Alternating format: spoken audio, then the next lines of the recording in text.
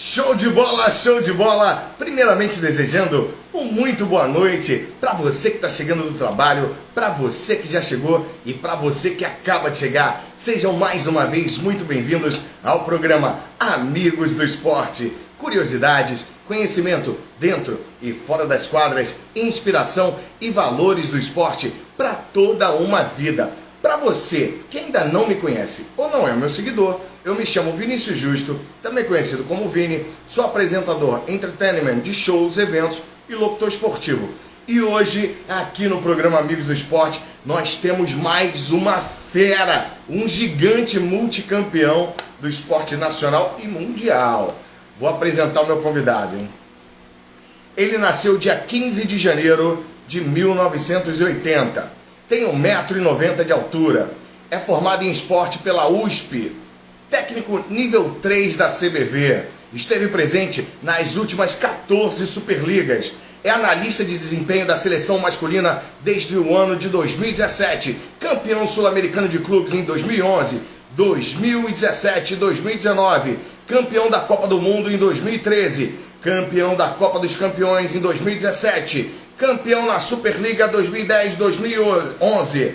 Com vocês, orgulhosamente, eu trago aqui para todos vocês, no programa Amigos do Esporte, Henrique Modenese. Deixa eu achar o Henrique aqui. Com a gente.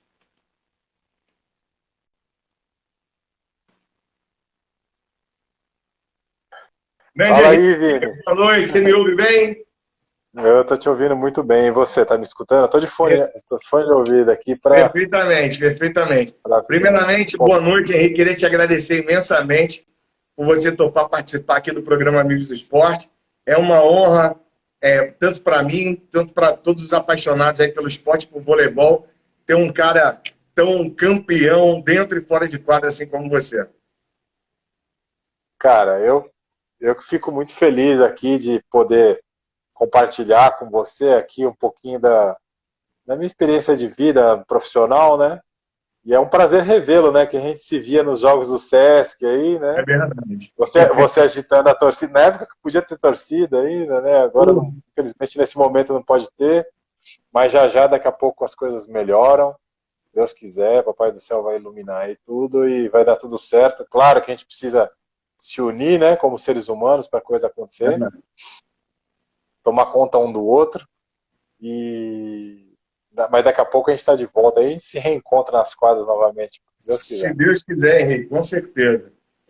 Henrique, antes da gente começar, eu sempre faço isso em todo início de programa, é importante salientar para o público que assiste que o programa Amigos do Esporte, aqui eu, Vinícius Justo, não represento marcas, clubes, instituições, torcidas, nada. Apenas verdadeiramente o poder do esporte em transformar vidas e o tema Amigos do Esporte, porque o esporte é realmente um agregador de amigos que a gente leva para a vida inteira, né, Henrique?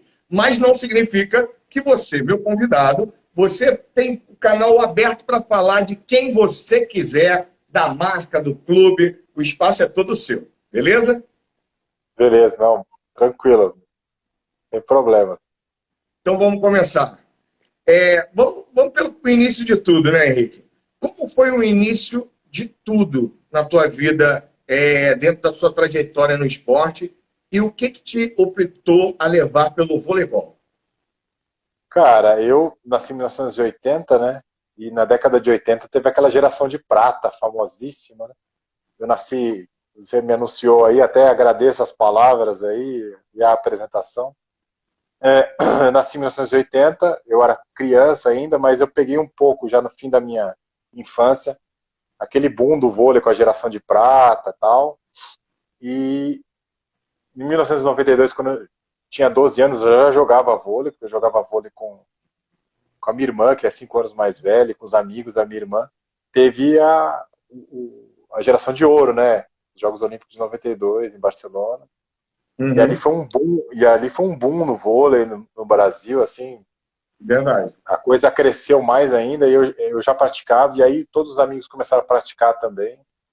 E aí foi meio que inevitável ali já jogando, e aí eu fui jogando categorias de base em clubes. Só que eu tenho 1,90 m, mas Nunca fui muito fisicamente, assim, de saltar, de dar porrada e tal. Então eu ficava mais na habilidade. E aí foi ficando cada vez mais difícil para mim. E aí eu decidi estudar. Eu não tinha tanta qualidade para ser atleta profissional. Falei assim, então vou estudar, vou por outro caminho. E aí fiz faculdade e aí fui para a parte de ser profissional, de ser técnico de vôlei, né? E aí a carreira, uma coisa vai puxando a outra. Me encontrei como analista de desempenho, mais ou menos em 2009, um convite através do Peu, que hoje é técnico do Itapetininga, né? Uhum. O Giovanni Gavi estava montando o SESI em São Paulo. Eu já tinha trabalhado num time feminino como assistente técnico. Esse time tinha acabado, tinha sido extinto porque tinha perdido o patrocinador, algo que é mais ou menos comum no vôlei brasileiro, né? E aí surgiu essa oportunidade de ser analista de desempenho. E aí eu consegui trilhar esse caminho até chegar à seleção brasileira como analista de desempenho. Mas também sou treinador, já fui assistente técnico.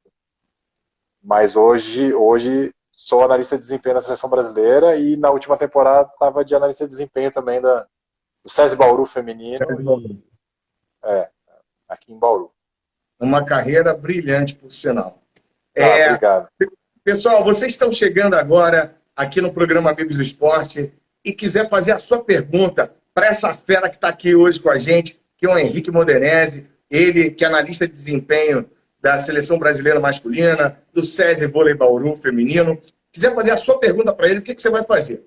Ali embaixo, do lado do Henrique, do canto direito do Henrique, tem um pontinho de interrogação. É ali que você vai escrever a sua pergunta e no final do quadro de perguntas do programa, a gente vai ler a sua pergunta para essa fera do esporte que está aqui junto com a gente, beleza? E aproveita, do lado da interrogação, tem um aviãozinho chamado Direct. Pega esse Direct e espalha aí, dispara para pelo menos mais 10 amigos para assistir essa fera que está aqui com a gente hoje. Vamos lá, Henrique. Eu gostaria que você nos explicasse o quanto a análise de desempenho é importante no esporte de alto rendimento, né? E no resultado das partidas. Olha só, vamos pensar o seguinte, você vai jogar contra um adversário que você não conhece. E agora você vai jogar com um adversário que você sabe tudo sobre o adversário. Quem é o melhor passador? Aqui vou usar o exemplo do feminino, que foi a minha última temporada. Quem é a melhor passadora? Quem é a melhor atacante? O que essa melhor atacante faz nos momentos de decisão? O que ela faz no início do set? O que ela faz no final do set? O que a levantadora faz quando o time está na rotação 1, na rotação 6, na rotação 5? Quem ela se apoia em momentos importantes? Então você destrincha todo o jogo do adversário e você pode fazer isso também em relação ao seu time. Então você chega muito mais preparado para um jogo, sabendo o que você tem que fazer, sabendo o que o adversário vai fazer. Então, hoje em dia, não existe time no voleibol de alto rendimento que não tem análise de desempenho. A análise de desempenho é um estudo pré-jogo, é um estudo pós-jogo, é durante o jogo. Então, todas essas mudanças que a gente vê, principalmente no vôlei de alto rendimento, às vezes a gente vê um jogo que está 2-0 para uma equipe, daqui a pouco vira para 3-2. A análise de desempenho também faz parte disso. É claro que a atuação do atleta dentro de quadra sempre vai ser importante. Mas muitas vezes a gente começa o jogo com um plano de jogo baseado na análise de desempenho e isso vai mudando durante o jogo. Às vezes a gente muda algumas coisas que a gente acreditou que seria importante fazer e de repente não dá certo, e aí conforme a gente vai mudando a estratégia, tem plano A, tem plano B, tem plano C. Então, tem que ter, né? Tem que ter. Então, assim, hoje você não pensa em voleibol de alto rendimento, seja de clubes ou de seleção, sem análise de desempenho. Então, a análise de desempenho é muito importante. Todo mundo hoje em dia tem que estudar.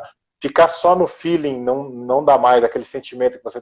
O sentimento durante o jogo, o feeling é muito importante, porque essas pessoas que têm isso são as pessoas justamente mais experientes e isso pode fazer diferença em determinados momentos. Mas só isso hoje em dia não basta mais. Tem que ter o estudo pré-jogo, durante o jogo e o pós-jogo, para você conseguir evoluir a sua equipe durante uma temporada, para que você consiga também mudar estratégias durante o jogo, para que você consiga surpreender o adversário durante o jogo.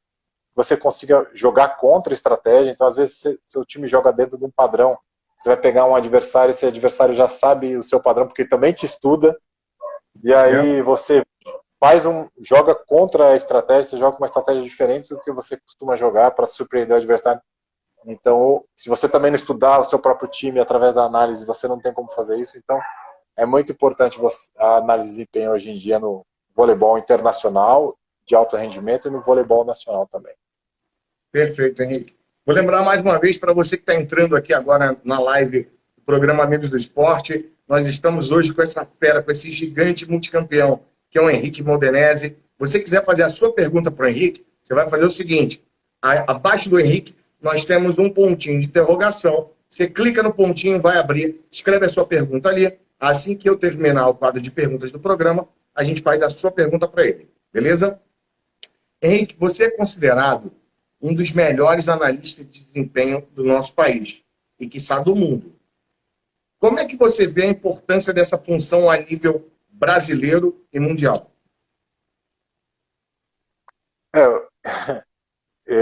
É meio que defender o que eu faço, né? Mas a importância é inegável. Assim. Hoje, para você ter uma noção, tem equipes de nível internacional que tem 3 analistas de desempenho. 3? Ou tem 3.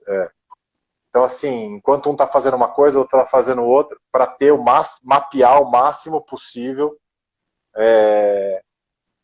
não só o jogo do próprio time, como dos adversários, e ter o máximo de detalhes possível para não deixar passar nada, entendeu? Então, essa análise também não é só de dados, de números, é também através de vídeos, que é muito importante também você fazer a análise de desempenho através dos vídeos, assistir os jogos, assistir os adversários, assistir seu próprio time. Então, a análise de desempenho também não é só dado e número, também é o vídeo. E hoje a função, para você ter uma noção, muitos analistas, mais no nível internacional do que no nacional, mas no nacional está acontecendo esse movimento também, estão subindo de função, estão virando assistentes técnicos, estão sendo técnicos. O Peu, que é o atual técnico do Itapetininga, que tirou o Sada, já foi analista de desempenho na carreira dele. O Guilherme, que é o técnico de Guarulhos, já foi analista de desempenho na carreira dele. Eu mesmo, já em alguns times, já trabalhei aí no Sesc, que eu estava, onde a gente se conheceu. Eu era também assistente técnico do Giovanni. Fora do país, muitos treinadores de equipes grandes já foram analistas de desempenho. Então é um movimento que valoriza muito a função. Então, como se fosse uma porta de entrada. Muitos permanecem como analista porque gostam da função e se identificam com a função e continuam analista o resto da vida. Mas esse movimento o Marcel Matos hoje, que é super campeão do Benfica lá de Portugal, ele também já foi analista de desempenho na carreira dele. Então, assim, tem muitas pessoas que foram da função. Então, a função é muito importante, hoje em dia é muito valorizada, e cada dia mais. Hoje, o nosso assistente, o Plauto, aqui no Bauru, ele também já foi analista de desempenho. Então, assim, é um caminho, é uma porta de entrada, e como é uma área muito valorizada e o analista ele tem essa característica de estudar muito, e o jogo hoje em dia está cada vez mais indo para esse lado dos estudos, para você conseguir minimizar o máximo possível a quantidade de erros e mapear o máximo possível do jogo, para tentar construir situações que levem seu time tenha vantagem em relação ao adversário. Então a função é extremamente importante. Hoje, voleibol internacional e nacional de alto nível sem analista de desempenho não existe. Perfeito. Eu vou aproveitar essa sua linha de raciocínio, até pela sua resposta, e vou pegar uma pergunta que estava lá para baixo, que é o seguinte: você, além de um grande analista de desempenho, também é considerado um grande técnico. Onde é que você acha que você é favorecido enquanto técnico na análise de desempenho e quanto analista na parte técnica?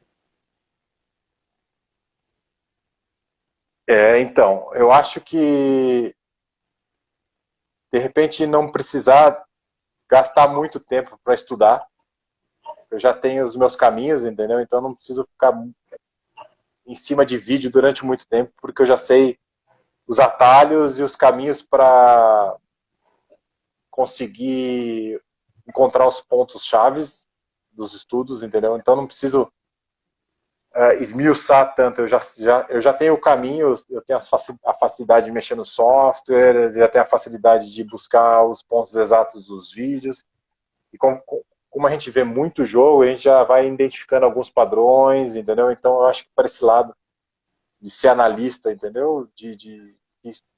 Acho que facilita a parte de ser treinador. Eu não dependo de ninguém para procurar as coisas que eu acredito que vão me ajudar ou que são pontos chaves no estudo. Então não preciso de um outro analista para poder me ajudar, porque como eu já sou analista, eu sei aonde chegar, por onde, o caminho de chegar.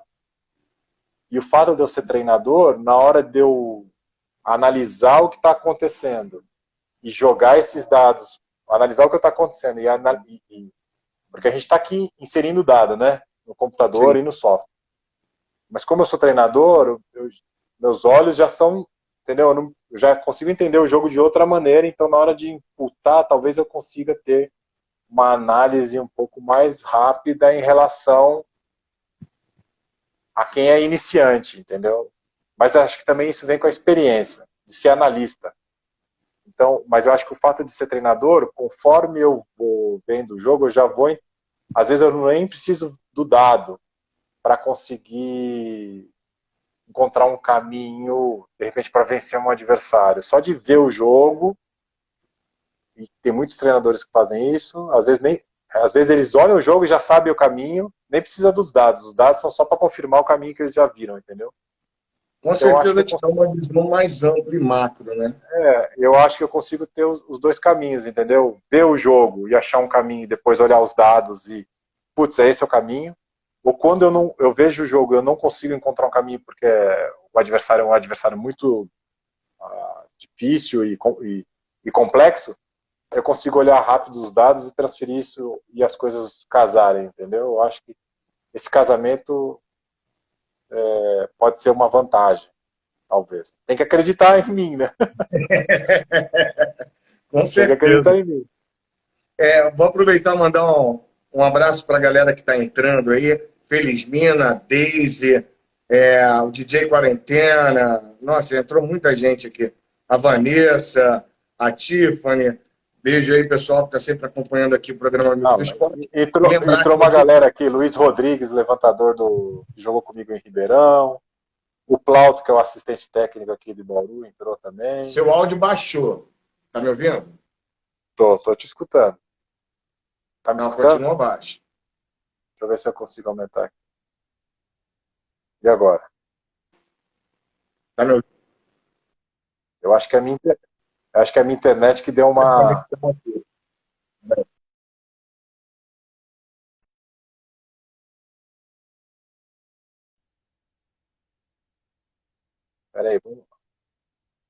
Peraí, é a minha internet, vamos ver agora, e aí? Não, entrou uma chamada no meu telefone, Henrique. Desculpa, eu cortei, voltou? Pessoal, se vocês estão conseguindo assistir a live, tá todo mundo conseguindo assistindo, coloca uma mãozinha aqui com um joinha.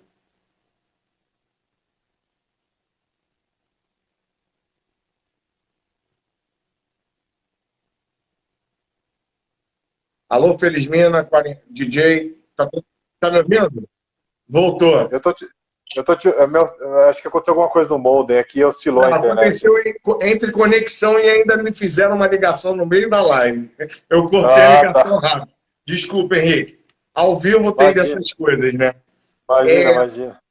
Henrique, como é que foi trabalhar nessa Superliga 2020-2021, em que ela foi totalmente atípica, né? Onde a pandemia exigiu vários cuidados, inclusive com as equipes tendo que se superar com as questões de muitos atletas e comissões técnicas tendo testado positivo para a Covid-19. Cara, eu até fiz um post quando acabou a temporada agradecendo a galera aí, porque para mim, das 14 que eu participei desde 2007, até hoje, foi a mais difícil. Muito difícil, principalmente pelo momento que a gente vive no país, momento político, econômico e principalmente por causa do Covid. Eu peguei Covid, a gente teve um surto de Covid na equipe. 17 pessoas ficaram doentes ao mesmo tempo. O Rubinho ficou muito mal, que é o treinador da nossa equipe. Ficou hospitalizado, não ficou bem, a gente ficou acompanhando apreensivo a situação dele. Eu tive que ficar de quarentena, fiquei os 14 dias isolado, em casa, sozinho. Eu vim para Bauru sozinho, minha esposa ficou no Rio de Janeiro. E eu tive que ficar sozinho em casa. Eu não fiquei mal, fiquei bem de pulmão, respiração, tudo bem. Eu fiquei muito cansado. E eu não conseguia me concentrar, não conseguia. Então, fiquei muito cansado. Foi assim, parece que você está com uma gripe muito forte, mas eu estava sem os sintomas respiratórios. Então, estava com dor de cabeça, um pouco de dor nos sinos da face, assim, de sinusite, sabe? Mas não tinha coriza, não tinha essas coisas. E também não tinha dificuldade de respirar. E aí, quebrou um pouco o ritmo da equipe. E aí, também o nosso treinador ficou mal no hospital, a gente preocupado com ele. Mas até que a gente saiu bem, assim, nenhuma menina teve nada grave, tirando o Rubinho, todo mundo da comissão técnica ficou super bem. E todas as outras equipes passaram por momentos difíceis, né? E tiveram que cancelar jogos, a gente teve que cancelar jogo, adiar, né? Não cancelar, adiar jogos, aí... Então, semanas que teria um jogo por semana, tiveram 2 jogos por semana, foi super puxado, a gente jogou 4 semanas seguidas, 2 jogos por semana.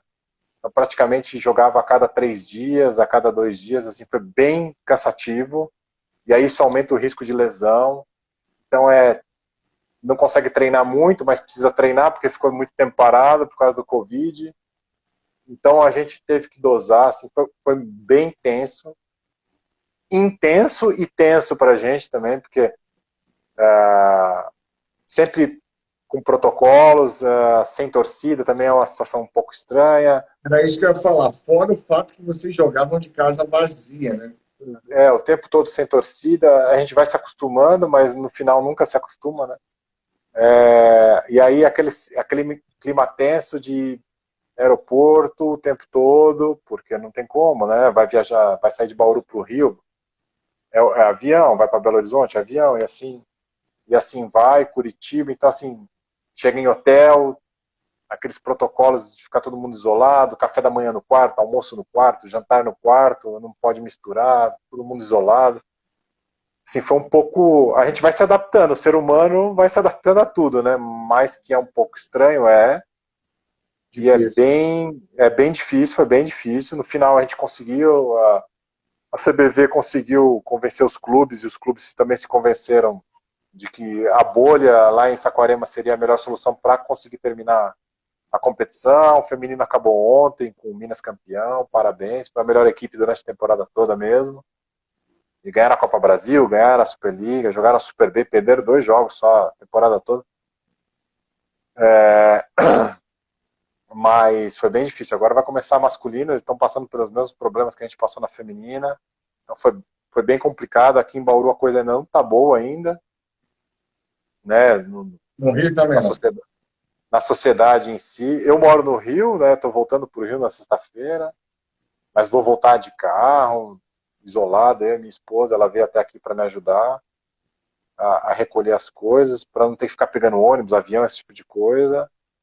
E a gente vai de carro só nós dois, para não ter problema, né? Então, assim, o momento que a gente vive é bem complicado, mas a gente tem que se cuidar e cuidar dos outros, principalmente, né? Não adianta a gente só se cuidar e não cuidar do próximo. A gente tem que se preocupar com o próximo também, ser solidário, entender que a gente vive em sociedade e que a gente tem que cuidar um do outro. Perfeito, Henrique. Vou lembrar mais uma vez você que está chegando aqui agora, que já está acompanhando a live, programa Amigos do Esporte, com o Henrique Modenese. Quiser fazer a sua pergunta para essa fera aqui, basta escrever ali, ó, embaixo do Henrique, tem um pontinho de interrogação, clica nele, vai abrir, você digita a sua pergunta. Assim que eu terminar o quadro de perguntas do programa, a gente faz a sua pergunta para ele, beleza? Henrique, como a seleção brasileira é vista no cenário mundial em relação ao desempenho físico? parte física, todo mundo respeita muito o Brasil. Isso é até uma coisa... Primeiro eu vou falar geral, assim. A parte física, eu acho que todo mundo hoje em dia tá Equilibrado? bem equilibrado, todo mundo trabalha muito bem, né? Hoje em dia o Brasil, claro, a Rússia tem uma média de altura um pouco maior do que todos os outros times, assim, até pelo biotipo do étnico deles, mas hoje em dia todo mundo tem jogadores altos, fortes e tal, esse tipo de coisa. Mas eu acho que no nível internacional todos os times têm mais ou menos o mesmo nível, né? Brasil, França, Rússia, Itália, Polônia, Argentina, todo mundo que está no nível internacional, Estados Unidos, não pode esquecer, Canadá. Eu acho que todo mundo está igual hoje em dia, fisicamente, tecnicamente, a parte de treinamento, treinamento técnico, treinamento tático, parte de análise de desempenho. Um ou outro país tem mais tecnologia, até porque eles produzem mais tecnologia, mas as coisas hoje em dia chegam muito rápido, entendeu? Então a gente não deve nada para ninguém em todos os sentidos. O Brasil passou, sei lá, a era Bernardinho toda de 2001 até 2016, disputando finais de Campeonato Mundial, de Olimpíada. Agora em 2018 com o Renan a gente foi para a final do Mundial. Então o Brasil está no topo em todos os quesitos aí, Há parte muitos anos. física, parte técnica, parte de análise de desempenho. Acho que hoje em dia a gente está no topo junto com todas as outras equipes, como Estados Unidos, Rússia, Japão. O Japão hoje em dia surpreende com um time baixo e veloz, né? Então, acho que hoje em dia está todo mundo bem, assim.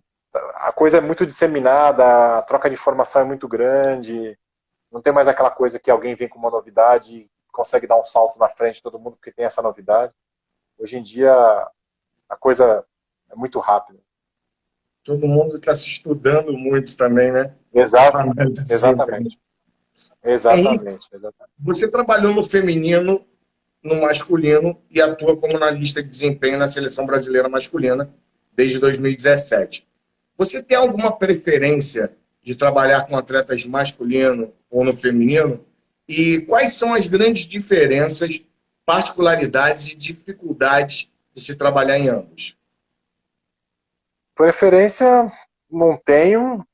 Por coincidência, das 14 Superligas, 10 foram na masculina, 4 na feminina, mas eu comecei minha carreira no feminino, disputei 2 temporadas, aí fiquei 8 temporadas masculino, fui para feminino, voltei para masculino, agora está feminino de novo.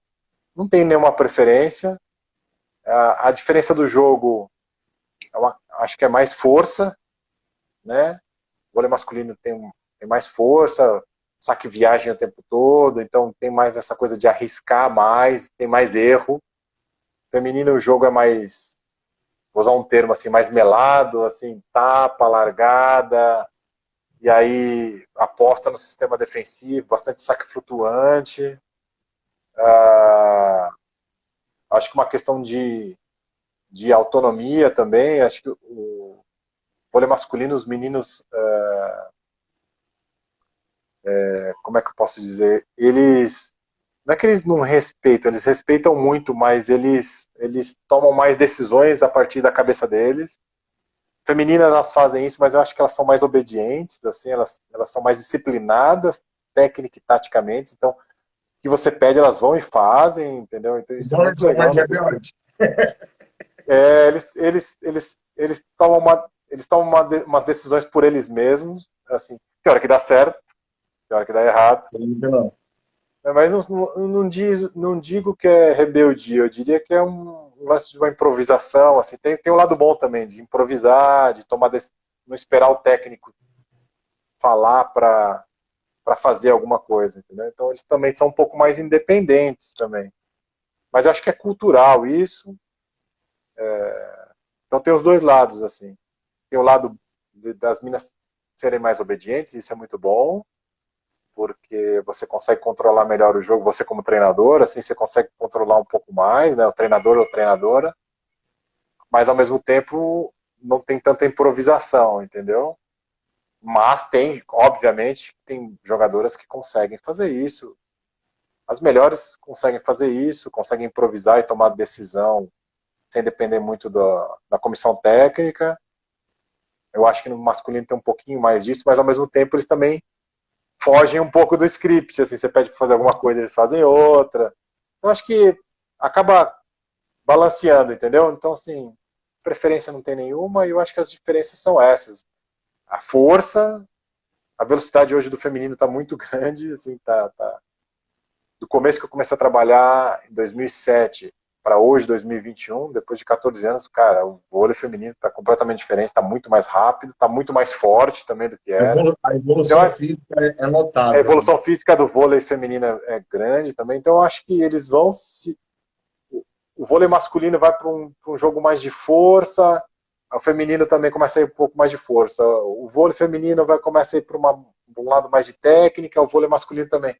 Eu acho que é uma evolução natural do esporte e um vai puxando o outro, entendeu? Coisas que acontecem boas no masculino, no feminino, em um ano já está acontecendo no feminino, coisas boas que acontecem no feminino em um ano já está acontecendo no masculino, entendeu? Hoje em dia o intercâmbio é muito grande, todo mundo vê tudo, no YouTube tem tudo, jogos online, streaming, então acho que está muito parecido. Claro que tem as diferenças, mas eu acho que num passado não tão distante as diferenças já foram maiores.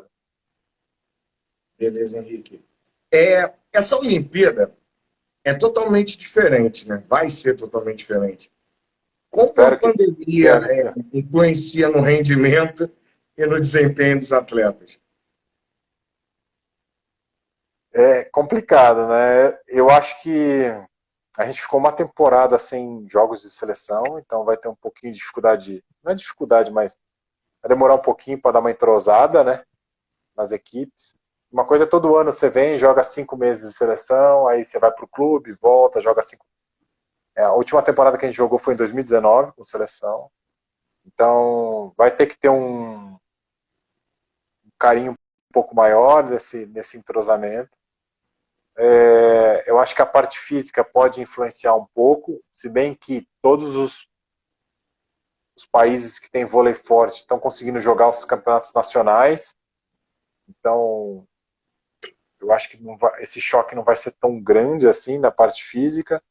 Se não tivesse tido os campeonatos não tivessem terminado, como foi já ter uma Olimpíada, eu acho que acho que eles fizeram bem de adiar a Olimpíada, porque ia vir muita lesão, porque você tá 4 meses parado, aí você volta a treinar, você joga um pouco o seu corpo no limite, né?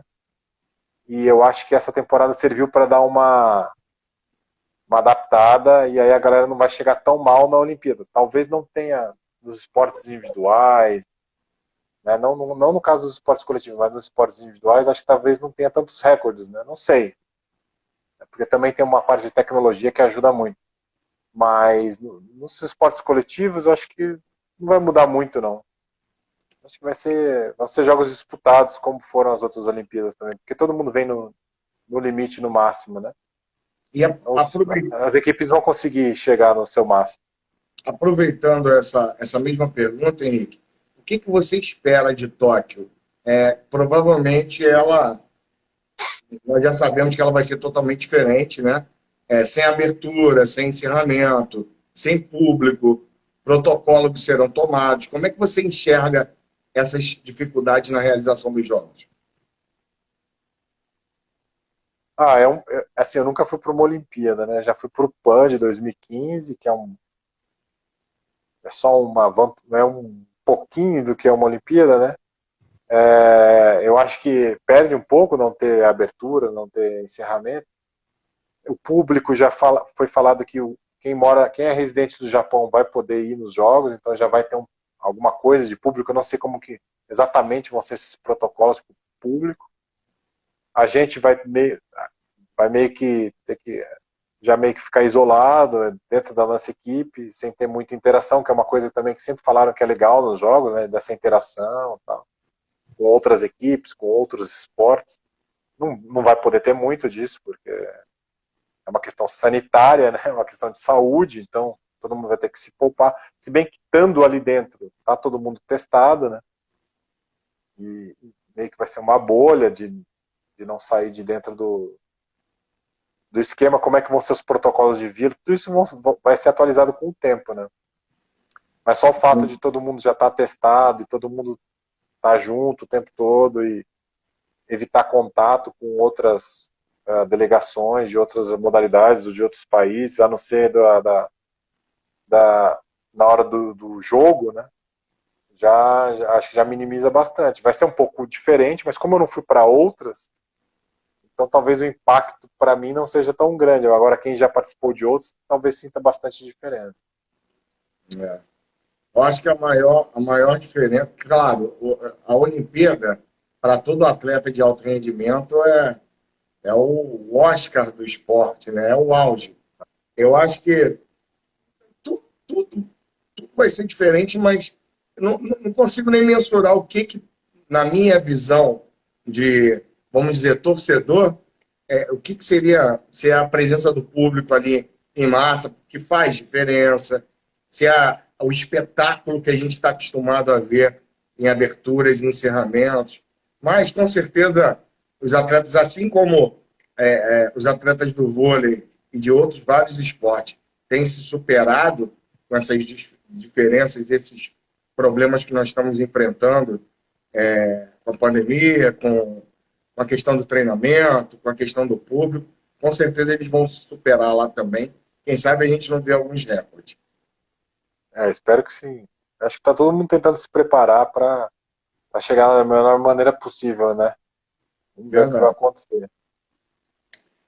Uma curiosidade que nós temos, Henrique. Como você trabalha na sua área, na seleção brasileira, com o técnico Renan?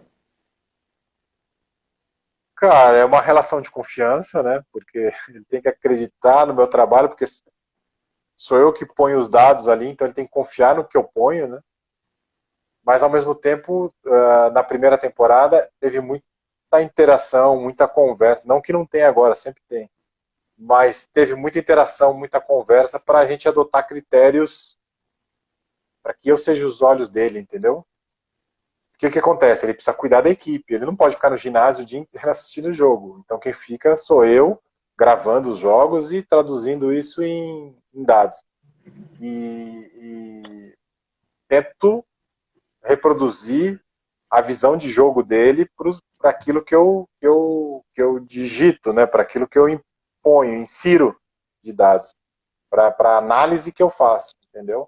Então teve muita conversa, muita interação, muitos questionamentos para a gente padronizar, não só com ele, mas com os assistentes também, no começo com o Franco Viac, com o Tabashi, agora com o Schwank, para a gente poder ter padrões e a coisa não fique muito distante do que eu acho, do que ele acha, entendeu? Então a gente tem um critério e hoje isso está bem azeitado, assim, a coisa está boa. A gente assiste muito vídeo junto, a gente discute muito o que fazer nos jogos. É uma relação de confiança muito boa, eu fico lisonjeado, assim, fico muito feliz, porque várias vezes ele vem, cara, e aí, o que você acha? Porque você já assistiu todos os jogos, né? Você viu todas as equipes, você viu todos os jogos da Itália, e aí, que é o principal desse time, entendeu? É uma relação de confiança muito boa, fico muito feliz com isso. É uma coisa que é construída também, né, com o tempo. Sem dúvida. Então eu fico muito feliz, fico orgulhoso de poder contribuir, assim, com o fato de eu ser treinador também, então isso ajuda. Eu lembro, dentro daquela pergunta que você já fez, entendeu? Eu tá ali no ginásio assistindo o jogo o tempo todo. Uma relação de confiança, que tem que confiar no que eu vejo, no que eu insiro de dado. Não tem, hoje em dia não tem mais questionamento, confia completamente em tudo. E aí eu passo os jogos para ele, assiste os jogos, passo os dados para eles, ele estuda, vê tudo. Então é uma relação de confiança muito boa. Muito bom, Henrique. Vou lembrar mais uma vez para você que está aqui acompanhando Henrique Modenese, nessa fera do esporte nacional, aqui com a gente no Amigos do Esporte. Quiser fazer a sua pergunta, está chegando no final do quadro de perguntas do programa. Se você quiser fazer a sua pergunta para esse cara que entende tudo de análise de desempenho e também é um baita técnico, é só você escrever aqui, ó, no ponto de interrogação, que já já eu faço a sua pergunta para ele. Henrique, quais as seleções que que você enxerga como as grandes favoritas em Tóquio e por quê? Vamos lá. Eu sabia que ia vir uma pergunta parecida com essa aí. É, De praxe. eu vou primeiro falar dos outros, tá? Eu vejo o último campeão mundial foi a Polônia, é um time muito forte, fisicamente, tecnicamente, taticamente. O treinador que assumiu a equipe em 2018, o Vital Heinen, deu uma mexida no esquema dos caras lá. O time ficou bem mais equilibrado taticamente, com jogadores interessantes. Tem uma renovação muito grande também. Muito jogador jovem entrando, saindo. Ele roda muito a equipe, então todo mundo está pronto para jogar. Então um cara não está mal, daqui a pouco entra outro que está tão bem quanto o que estava no titular. Não tem essa coisa de time titular, entendeu? Então é uma equipe muito forte. Tem 14, 15 jogadores de alto nível. Assim, os caras vão ter que batalhar para ter 12 na Olimpíada. A França é um time habilidosíssimo, é sempre um time perigoso, né? Ganhou algumas ligas, né? Liga Mundial, né? E Liga das Nações. Os Estados Unidos sempre é uma equipe favorita, com grandes jogadores de nível internacional, que uns já jogaram no Brasil, tem jogadores espalhados pelo mundo todo, sempre surge um jogador jovem aí também. É uma equipe muito boa taticamente, é uma equipe que saca muito bem, tem um sistema de defensivo, bloco e defesa fortíssimo. Então isso daí, os candidatos, claro, tem um sistema de recepção, levantamento ataque bom também, que a gente chama de side-out, mas o sistema defensivo deles é um sistema muito interessante e funciona como um relógio. Eles taticamente são muito bons. Já falei de Polônia, Rússia, que sempre vem com um potencial físico muito forte, com jogadores experientes, e agora com jovens jogadores como Volkov, Kliuka, que são caras altos, fortes e habilidosos, entendeu? Então, é um novo jeito de jogar. A Rússia sempre foi um time de força e hoje tem jogadores habilidosos também, levantadores habilidosos, centrais muito bons, entendeu? Tem um oposto muito bom, que é o Mihailov, que já está no circuito há bastante tempo. A Itália sempre é um bom time. Deixa eu pensar se eu não esqueci ninguém. Estados Unidos, Itália, Rússia, França, Polônia e nós. Nós temos excelentes jogadores também. Fomos para a final do último Mundial. Sempre estamos em semifinal de campeonato. A gente sempre está entre os 4. Nos últimos anos a gente participou de todas as semifinais de todos os campeonatos que a gente disputou e chegou a 90% das finais. A gente só não foi para a final das Ligas das Nações. Todos os outros campeonatos a gente foi. A Liga Mundial de 2017 a gente foi para a final, período da França. E as 2 últimas Ligas das Nações a gente ficou em 4º lugar. Mas todos os outros campeonatos a gente foi para a final ou ganhou. Né? Então ganhamos a Copa dos Campeões, ganhamos Sul-Americanos, ganhamos a Copa do Mundo no Japão. Então a gente sempre ganhamos o torneio amistoso Wagner, que é na Polônia. Então a gente sempre está em finais ou semifinais. Então a gente também está entre os favoritos. Mas a gama é muito grande, sempre pode pintar um azarão, né? Eu acho que a Argentina é um time muito bom também. Pode aparecer aí forte. O Japão é um time que pode aparecer forte. Canadá sempre surpreende, tem alguma vitória aí em cima de um time grande. Então, hoje o vôlei internacional está muito equilibrado, mas eu colocaria esses 6: Brasil, Polônia, França, Estados Unidos, Rússia e Itália como os favoritos. Ainda pode pintar uma Sérvia aí, mas eu acho que não lembro se a Sérvia vai para a Olimpíada agora ou não. Pessoal, última pergunta antes de eu abrir o quadro de perguntas para o público, perdão.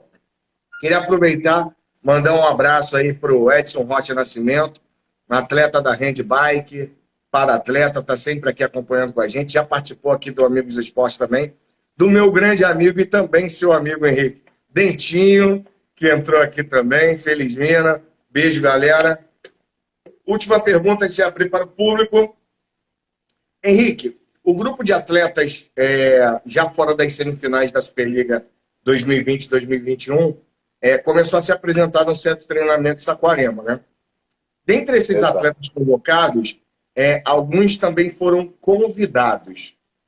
Isso é uma estratégia em já aproximar esses atletas em uma convocação direta em um futuro próximo? Sim. Na verdade, são jogadores jovens que se destacaram ou que se destacam em categoria de base ou na própria Superliga. E aí eles já são convidados para serem observados na seleção adulta, já pensando numa renovação, né? Então a gente na última Copa do Mundo no Japão já tinha jogadores jovens, como o Alan, que foi titular, o Cachopa, o próprio Douglas Souza, o Mike. Então tem uma renovação em curso, né? O próprio Flávio, que já não é tão jovem assim, mas surgiu nos últimos 2 anos aí na seleção adulta. Então tem uma renovação vindo, tem que ser feita. Então é sempre visando isso, né? Não pode parar, porque se parar, fica para trás. É verdade. Pergunta para o público agora. Vamos lá. O Edson Rocha Nascimento pergunta: qual atleta sua tem vaga certa na seleção brasileira? Ixi. É porque assim, eu trabalhei em feminino nessa última temporada, mas é difícil falar da seleção feminina, né? Teve 2 meninas que foram convocadas, a Dani Lins e a Denise. Agora, aí é com o Zé Roberto. Aí é com o Zé Roberto. E na seleção masculina, vaga cativa é complicado, mas tem uns caras que provavelmente devem ir, né? O Carelli, Leal, Bruno, Lucão. Tem uns caras que já são, né, meio... já estão na seleção há um bom tempo e estão desempenhando um bom papel, mas cravar, eu não posso cravar. Quem define isso são os treinadores É o treinador. na verdade, quem define isso são os jogadores, né? Se eles estão bem e se eles estão jogando bem, eles que se convocam, né? Então, eles têm que estar bem para permanecer, porque a seleção brasileira, se não tiver bem, sempre vai ter outro ou outra que vai estar bem e vai pegar o lugar, entendeu? E Olimpíada, normalmente os torneios internacionais a gente vai com 14 para os jogos, a Olimpíada são 12. Então diminui um pouquinho o número de vagas para os convocados, né? Então, assim, a briga é bem grande, ninguém tem vaga cativa, tem que batalhar dentro da quadra para conseguir. É verdade. Próxima pergunta respondida. Felizmina pergunta: qual a diferença entre desempenho e rendimento? Exemplifique isso observado em algum atleta. Olha, você me pegou de surpresa agora. Eu precisava ir no dicionário ver. Eu acho que o alto rendimento, que eu digo, é a pessoa jogar no máximo o tempo todo. Então, o alto rendimento é o atleta profissional que treina todo dia, que está ali todo dia, tendo o rendimento máximo dele, físico, técnico e tático. O desempenho é o que acontece no dia a dia ali, né? E o que acontece no jogo. Então, se analisa o desempenho no jogo, no treino, se está bom, se está ruim, se está abaixo da média, se está acima da média. Então, acho que é essa diferença, entendeu? O desempenho é o que é feito ali no momento, e o rendimento tem a ver não com performance, mas tem a ver com o nível que você está exigindo da pessoa todo dia, entendeu? Eu vejo mais ou menos assim a diferença, mas eu teria que dar uma buscadinha no dicionário para falar com exatidão a diferença de desempenho e de rendimento, mas no meu conceito é essa a diferença, não sei se eu fui claro. Henrique, Essa pergunta não está aqui do público. Aproveitando, se você ainda tiver uma pergunta, você que está assistindo, o momento de fazer é agora. Mas eu gostaria de perguntar para você que tem a visão técnica da coisa. Eu perguntei para todos os atletas que participaram aqui. Torcedor, público, influencia ou não no desempenho de um atleta? Eu acho que influencia. A Felizmina agradeceu, achou que foi bem respondido. Obrigado. Eu acho que influencia. Eu acho que influencia. Você está num ambiente que te suporta, assim, que te dá apoio, que é aconchegante, entendeu? Que te põe para frente, eu acho que influencia bastante. Tem gente que gosta de jogar com torcida contra, né? Romário, acho que falava isso, no futebol, no vôlei, o Lorena sempre falou que adorava jogar contra, e a torcida xingando ele, que era quando ele curtia, entendeu? Isso dava uma motivação. Eu acredito que influencia bastante. Tem gente que vai para baixo, tem gente que vai para cima. Então, eu acredito que torcedor influencia bastante. Tem que saber torcer.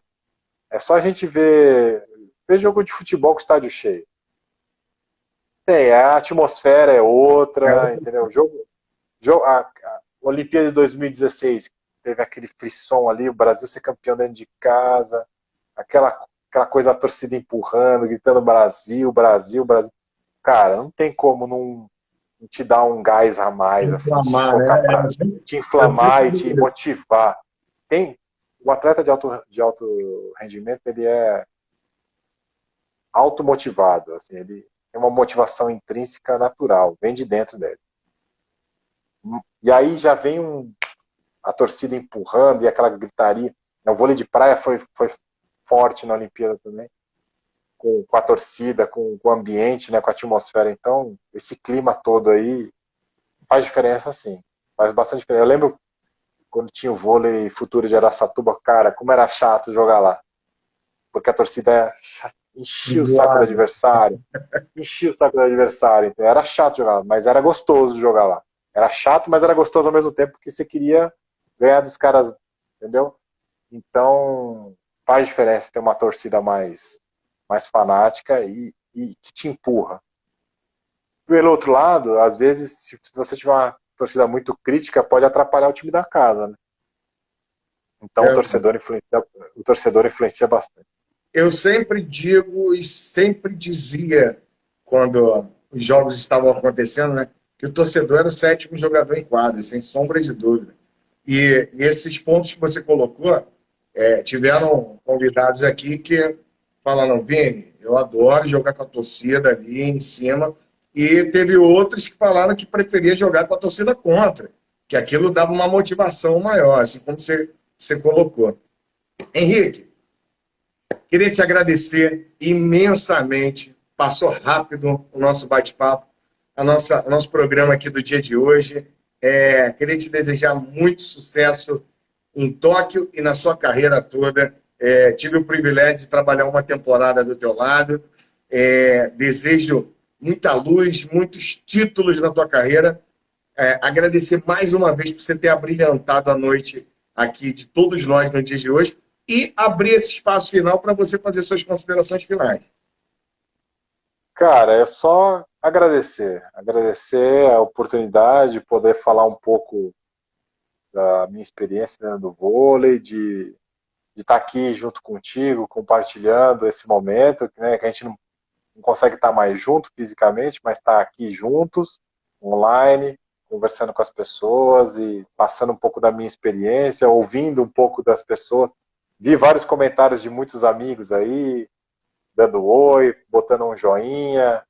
Jogador, a Polina, que jogou esse ano aqui com a gente, Ricardo Lange, que foi meu primeiro supervisor lá no Banespa em 2007, Marcelo Francoviar, a galera toda aqui que a gente trabalhou junto na seleção brasileira, que é um grande técnico do vôlei brasileiro, que hoje está na Polônia. Então, assim, muita gente, é legal, assim, poder conversar e receber o carinho das pessoas e estar aqui junto contigo também. Foi muito bom. Eu que te Obrigado. agradeço. A Felizmina comentou aqui nos comentários, foi bem lembrado, lembrou dos comentários. A gente sempre faz uma foto, e eu não, esqueci de fazer essa foto com você. É o seguinte, o pessoal que está assistindo a gente, por favor, Henrique, repete o seu Instagram para mim.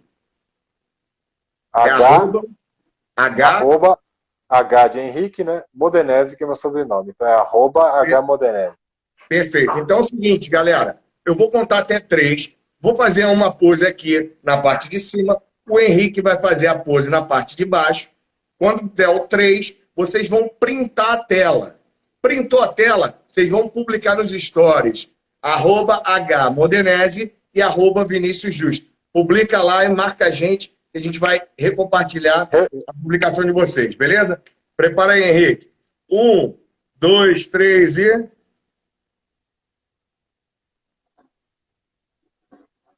Já deu. Aê, Show foi. de bola, Henrique.